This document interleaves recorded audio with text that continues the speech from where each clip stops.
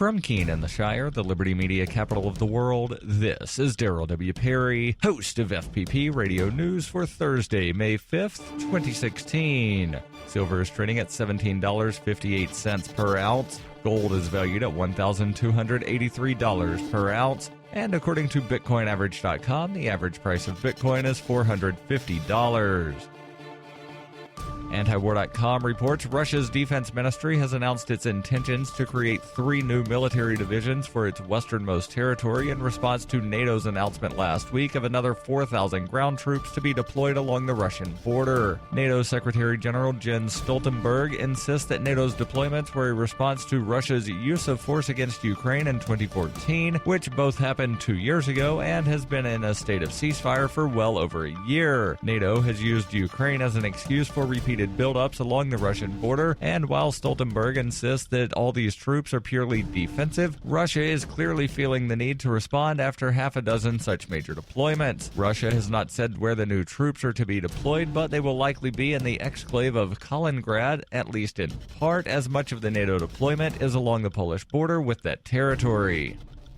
For nearly 40 years, Roberts & Roberts Brokerage has been a trusted source for buying and selling precious metals like gold and silver. They also take Bitcoin for precious metal purchases and have permanently removed the minimum purchase amount for all orders paid in the digital currency. Call Roberts & Roberts today for knowledgeable advice on buying and selling precious metals and a forward-thinking approach to new technologies. 800-874-9760 or visit online at rrbi.co.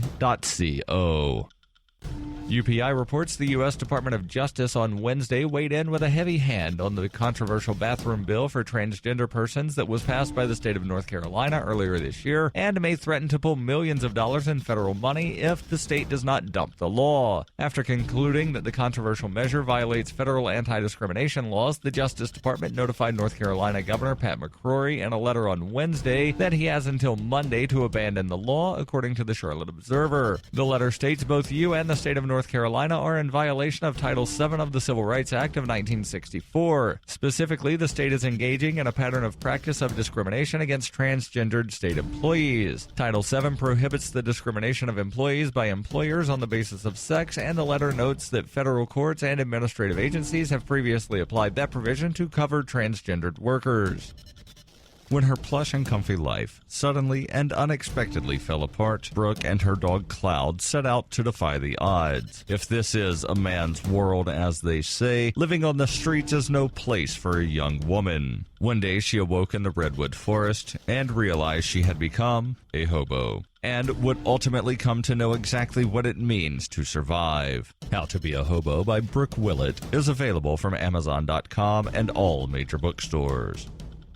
Reuters reports a federal lawsuit filed on Wednesday revives lingering questions about the bloodshed at Kent State University, a traumatic event in U.S. history that still holds sway over many who lived through it 46 years ago. The lawsuit, filed by Buffalo attorney Michael Kuzma, asked the Federal Bureau of Investigation to release all records about a mysterious figure in the events of May 4, 1970, when the Ohio National Guard troops shot dead 4 unarmed people and wounded 9 others during a campus protest against the Vietnam War. The deaths inflamed emotions in a country already polarized over the war and left an image seared in the national memory. John Paul Philo's Pulitzer Prize-winning photograph of Marianne Vecchio grieving over the body of victim Jeffrey Miller. The investigation left many who followed the case unsatisfied, and unanswered questions surround a man named Terry Norman. Norman was a student and FBI informant. He carried a handgun and a camera that day, and his precise role has been in dispute ever since. Norman has kept quiet, declining media inquiries over the years. Reuters could not reach him at his last listed telephone number and email address. Howard Means, author of the recently released 67 Shots, Kent State and the End of American Innocence, said Terry Norman is in a sense the second gunman on the grassy knoll. He's been kind of the handy boogeyman or a red herring. The FBI cited privacy protections for not releasing documents about Norman or even confirming that they exist, saying in a statement there would first need to be an overriding public interest among other considerations. Kuzma filed a Freedom of Information Act request last year for all FBI records on Norman, which was denied. Kuzma's lawsuit names the Justice Department, the parent agency of the FBI, as a defendant.